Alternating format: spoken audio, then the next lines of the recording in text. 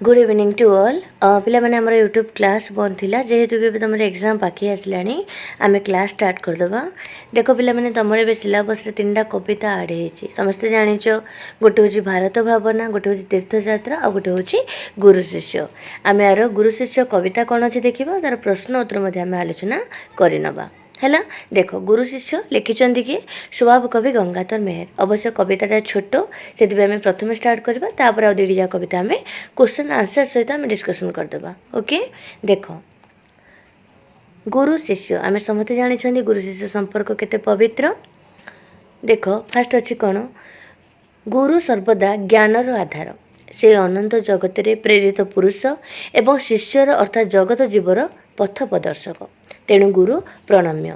गुरु निजे गुरुत्व युक्त हेले मध्य से निजक शिष्य परिमणि सर्वदा अध्ययनरत होता है। जेते गोटे गुरु हेले मध्य से तार जो जाए लाइफ शेष होनी से निजे सेटा शिष्य भाविक से शिक्षा ग्रहण करें। है देख कवितार कौन अच्छे आम देखा बढ़िया कविता पिला माने गुरु शिष्य विषय देख जा ठारू जे बेसी जाने गुरु से ताहार योग्य से ही पाइबा को गुरु व्यवहार। गंगाधर मेहर कहते कौन जे गुरु होचनी ज्ञानदाता। से कौन करती से अंधार पथरु आलोक पथ को आमको नहीं जाती कौन ना अंधार रूपक अज्ञान जी ज्ञान रूपक आलोक को नहीं जाइए पथ को नहीं जाइए से होचंदी किए गुरु है। गुरु होचंदी किए गुरु होचंदी हमर पथ प्रदर्शक। से कौन कहगला जे जहाँ ठारू जे बेसी जाने जनक ठारू जदि आउ जड़े बेसी जानूची ताल ताको कौन बोली आमे कहबा गुरु बोली आमे कहबा। एबे मो ठारू जदि आउ जड़े अधिका कहीं जानिछंती ताल सी होचंदी मोर गुरु। से गंगाधर मेहर कौन कहचंदी जा ठारू जे बेसी जाने गुरु से ताहार योग्य से ही पाइबा को गुरु व्यवहार।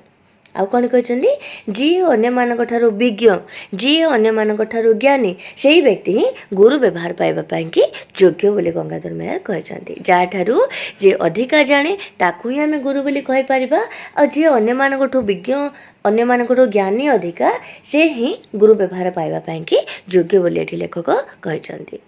नेक्स्ट देख कौन अच्छी तहु बड़ गुरुए जगते निजको गणई ज्ञानी सदा शिष्य मते। कौन कहगला जे जदि आम जनक गुरुंग संस्पर्श आसवा से आम कि गोटे बड़ भाग्यर कथा है। जगत रे सबुठार बड़ होचंदी किए गुरु। गुरु को पाइले शिष्य निजको कौन मन करे कहल महान मन करथाए। से कौन कहगला जे तहु बड़ गुरुए जगते जगत रे जहाँ मध्य सृष्टि अच्छी सबुठ बड़ किए गुरु।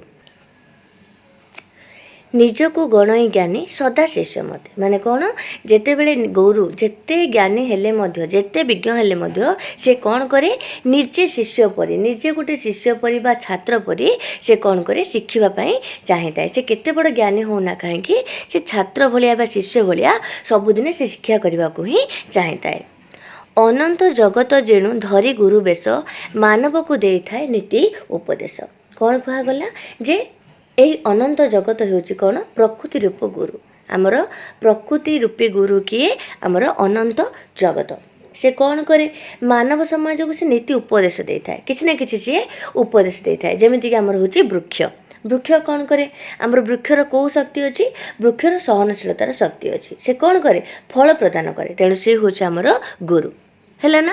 हेले कौन कहगला जगत रे जहाँ देखा जाए सबुठार किछि किछि शिखा मिलता है। आम जगत रे जहाँ आम देखुचु सबुना सबुठार आम किछि ना किछि आम शिक्षा ग्रहण करिथाउ। से कौन कहगला अनंत जगत मध्य होछि आमर गुरु। आउ कौन कहगला जे जहाँ देख अच्छी तो ही शिखिबार कथा। आम जगत रे जहाँ मध्य देखुचे से किसी ना किसी आम शिखिबार कथा। तहु शिक्षा लभे ज्ञानी नत करी मथा। आउ जाको आम प्रकृत ज्ञानी बोली कहबा से कौन करिबो जानिछ से मथा नत करिकी तार मथा को नत करिकी माने नुआई कि से कौन करिबो शिक्षा अर्जन करिबो। आम ताकू ही आम प्रकृत ज्ञानी बोली कहि परिबा। तापर देखो कौन लिखा अछि जे दिनु मानव जाति संभूत जगते से दिनु चली शिक्षा अविरते। ता अर्थ जो दिनरू मानव जाति कौन करछि संभूत होइछि सृष्टि होइछि से दिन कौन है शिक्षा अविरत चली अहरह भाव में शिक्षा अर्जन करुछि। जो दिनरू मानव जाति जगत रे संभूत होइछि बा सृष्टि होइछि से दिन मनुष्य बा मानव जाति कौन करछि अहरह शिक्षा अर्जन सी करुछि।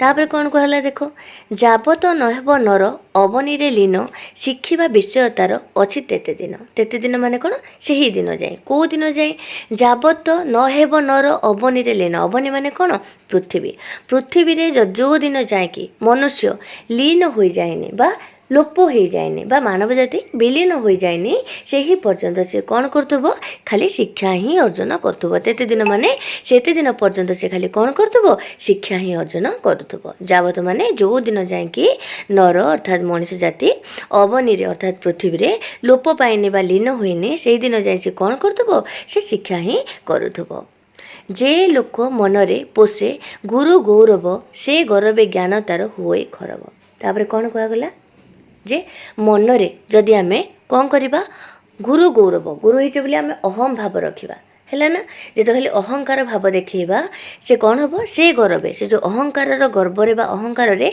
भावना रे कौन हम ज्ञान तार हुई खरब तार ज्ञान कौन हो खर्ब हो कौन पे कहगला मनरे केबे मध्य अहम भाव आसवाक देवानी जदि मनरे जदि आमे अहम भाव आनिबा ताले हमर कौन हम गुरु गौरव हानि हो जाए है ना से कौन कहगला निजको से निरंतर शिष्य रूपे गणे निश्चय से योग्यतम गुरु मध्य जणे से कौन करने को जिते बड़ गुरु हेले मध्य जिते ज्ञानी हेले मध्य जिते विज्ञ हेले मध्य से निजको सर्वदा शिष्य रूपे ही भाविबा दरकार बा ग्रहण करबा दरकार जहाँ को आम कौन करवा कहीपर ताको आम योग्यतम गुरु बोली कहीपर गुरु हेले मध्य जे निजको सर्वदा शिष्य रूपे भाव में देखई हम बा शिष्य रूपे से आउरी किसी शिक्षा लाभ करने को चाहिए ताकू ही आम प्रकृत गुरु बा योग्यतम गुरु मध्य जड़े बोली कहीपर है यहाँ थे आमर गुरु शिष्य संपर्क में कविता देख तार कौन सब प्रश्न उत्तर अच्छी ताकू आम आलोचना करदेबा देख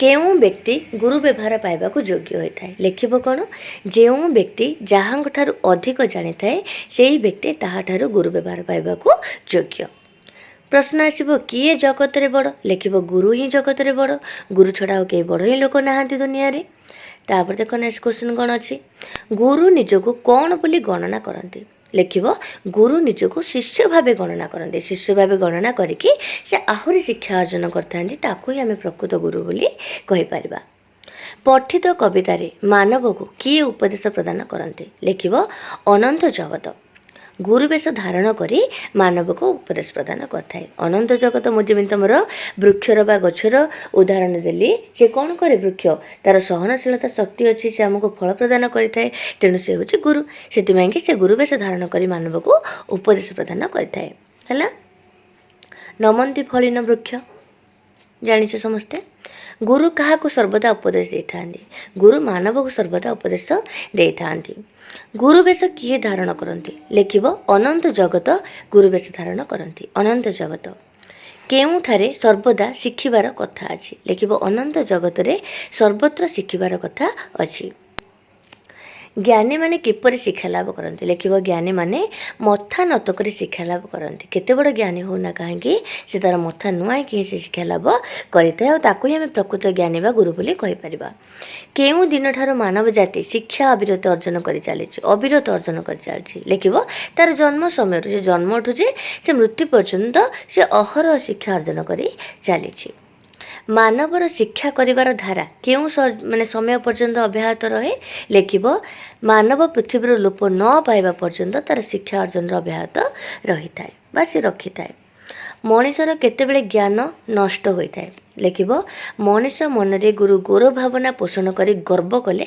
तार ज्ञान नष्ट हुए जदि सी गर्व अहंकार बुड़ीकी रहिबो ताल तार ज्ञान निश्चित भाव में नष्ट हब योग्यतम गुरु क्या कहती लिखिब जे निरंतर निजको शिष्य भाव में गणना करे से ही योग्यतम गुरु जे निजको शिष्य भाव में ही गणना करे केबे मध्य गुरु बोली भावेनी से ही योग्यतम गुरु निजे निजको केउं रूपे गणना करबा उचित लिखिब कौन निजे निजको निरंतर शिष्य रूपे गणना करबा उचित शिष्य रूपे ही गणना करबा उचित କେଉଁ ବ୍ୟକ୍ତିକୁ ଆମେ ଗୁରୁ ଭାବେ ବିବେଚନା କରିବା ଲେଖିବ ଯେଉଁ ବ୍ୟକ୍ତି ଆମଠାରୁ ଅଧିକ ଜାଣନ୍ତି ବା ଯିଏ ଆମଠାରୁ ଅଧିକ ଜ୍ଞାନୀ ହୋଇଥାଏ ଆମେ ତାକୁ ଗୁରୁ ଭାବେ ବିବେଚନା କରିବା। ଆଗରୁ ଆମେ ପଢ଼ିଲେ କ'ଣ ଯାଠାରୁ ଯେ ବେଶୀ ଜାଣେ ଗୁରୁ ସେ ତାହାର ଯୋଗ୍ୟ ସେହି ପାଇବାକୁ ଗୁରୁ ବ୍ୟବହାର। ସେଥିପାଇଁ ଯେଉଁ ବ୍ୟକ୍ତି ଆମଠାରୁ ଅଧିକ ଜାଣନ୍ତି ବା ଯିଏ ଆମଠାରୁ ଅଧିକ ଜ୍ଞାନୀ ହୋଇଥାଏ ଆମେ ତାକୁ ଗୁରୁ ଭାବେ ବିବେଚନା କରିବା। ଏ ଜଗତରେ ଥିବା ଗୁରୁମାନଙ୍କ ବିଷୟରେ କବିତାରେ କ'ଣ କୁହାଯାଇଛି ଲେଖିବ ଏ ଜଗତରେ ତାଠାରୁ ବଡ଼ ଗୁରୁମାନେ ଅଛନ୍ତି। ଯେତେ ବଡ଼ ଗୁରୁ ଥିଲେ ମଧ୍ୟ ତାଙ୍କଠୁ ଆହୁରି ଅଧିକ ବଡ଼ ଗୁରୁ ଅଛନ୍ତି। ଜଗତରେ ଆମେ ଯାହା ଦେଖୁ ସେଥିରେ କେଉଁ କଥା ରହିଥାଏ? ଜଗତରେ ଆମେ ଯାହା ସବୁ ଦେଖୁ ସେଥିରେ ଅନେକ ଶିଖିବାର କଥା ରହିଥାଏ, ଶିକ୍ଷଣୀୟ କଥା ସବୁ ରହିଥାଏ। ଜ୍ଞାନୀ କେଉଁଠାରୁ ମଥା ନତ କରି ଶିକ୍ଷା ଲାଭ କରିଥାଏ ଲେଖିବ ଜ୍ଞାନୀ ଜଗତର ବିଭିନ୍ନ ବସ୍ତୁଠାରୁ ଜଗତର ଯାହା ମଧ୍ୟ ଆମେ ଦେଖୁଛନ୍ତି ବିଭିନ୍ନ ବସ୍ତୁଠାରୁ ମଥା ନତ କରି ସେ ଶିକ୍ଷା ଲାଭ କରିଥାଏ। ନେକ୍ସଟ କ୍ୱେଶ୍ଚିନ୍ ଦେଖ ଗୁରୁ ଶିଷ୍ୟ କବିତାରେ କବି କିଏ?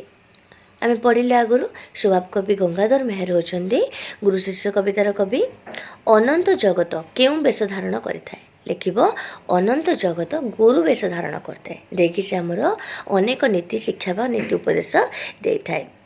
ଯୋଗ୍ୟତମ ଗୁରୁଠାରେ କେଉଁ ଲକ୍ଷଣ ପ୍ରକାଶ ପାଇଥାଏ ଲେଖିବ କ'ଣ ଯେ ଯୋଗ୍ୟତମ ଗୁରୁ ନିଜକୁ ଗୁରୁ ଭାବରେ ବିବେଚନା କରି ନଥାନ୍ତି ବରଂ ନିଜକୁ ଜଣେ ଶିଷ୍ୟ ବୋଲି ମନେ କରି ଶିକ୍ଷା ପାଇଁ ସଦାସର୍ବଦା ପ୍ରସ୍ତୁତ ଥାଆନ୍ତି। ସେ କେବେ ନିଜକୁ ଗୁରୁ ଭାବନ୍ତିନି, ସେ ଭାବନ୍ତି କ'ଣ ମୁଁ ଶିଷ୍ୟ, ଆଉ ଶିଷ୍ୟ ଭାବି ସେ କ'ଣ କରନ୍ତି ସବୁଦିନେ ଶିକ୍ଷା ଲାଭ କରିବା ପାଇଁ ପ୍ରସ୍ତୁତ ହୋଇକି ଥାଆନ୍ତି। ଶେଷ ପ୍ରଶ୍ନ ପିଲାମାନେ ଗୁରୁ ଶିଷ୍ୟ କବିତାରୁ ଆମକୁ କେଉଁ ଶିକ୍ଷା ମିଳୁଛି ଲେଖିବ କ'ଣ ଯେ ଗୁରୁ ଶିଷ୍ୟ କବିତାରୁ ଆମକୁ ଏହି ଶିକ୍ଷା ମିଳୁଛି ଯେ ଶିଖିବାର ପରିସମାପ୍ତି ନାହିଁ ଏବଂ ଆମେ ସର୍ବଦା ଶିକ୍ଷା ଲାଭ କରିବା ପାଇଁ ନିଜକୁ ପ୍ରସ୍ତୁତ କରି ରଖିବା ଆବଶ୍ୟକ। ବୁଝାପଡ଼ିଲା ଯେ ଶିକ୍ଷାର କେବେ ମଧ୍ୟ ପରିସମାପ୍ତି ବା ଶେଷ ନାହିଁ। ଆମେ ସଦାସର୍ବଦା ଶିକ୍ଷା ଲାଭ କରିବା ପାଇଁ ନିଜକୁ ପ୍ରସ୍ତୁତ କରି ରଖିବାକୁ ପଡ଼ିବ ବା ଆବଶ୍ୟକ। ହେଲା ସରିଲା ଆମର ଗୁରୁ ଶିଷ୍ୟ କବିତା ଆଉ ତା'ର ପ୍ରଶ୍ନ ଉତ୍ତର। ନେକ୍ସଟ ଭିଡ଼ିଓରେ ଆମେ କ'ଣ କରିବା ତୀର୍ଥଯାତ୍ରା ଆଲୋଚନା କରିବା ଆଉ ବହୁତ ସାରା ଆମେ ମାଇଲର ବହୁତ ସାରା ଆଲୋଚନା କରିବା ଯାହା ସବୁ ତୁମର ଏକ୍ଜାମ୍ ପାଇଁ କିଛି ଇମ୍ପୋର୍ଟାଣ୍ଟ ରହିବ ସବୁ ଜିନିଷ ଆମେ ଆଲୋଚନା କରିବା। All the very best to all of you.